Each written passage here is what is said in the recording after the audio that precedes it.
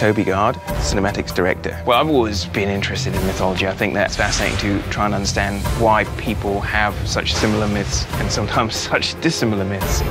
Eric Lindstrom, creative director. It took a lot of time to figure out what the mythology of the game should be, because it's not something to be determined in isolation. In terms of coming up with all the different places she would go, there were visual things to be considered. That leads to the mythology you would find in those places. That leads back to what locations would be affected, and vice versa.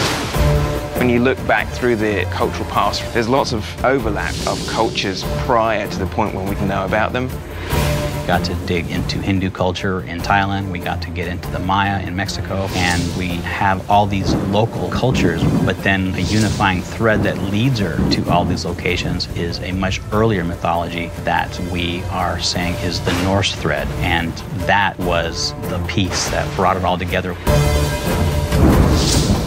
Various myths use different names, but they all apply to the same remnants of the ancient world.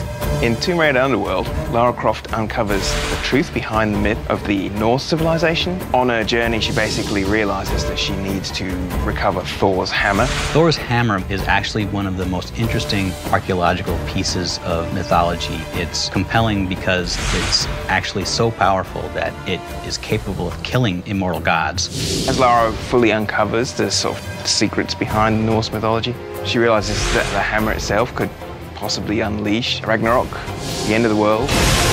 Pursuing her own goals is actually putting the world in danger. I need Thor's belt to get his hammer, and I need the hammer to kill a god.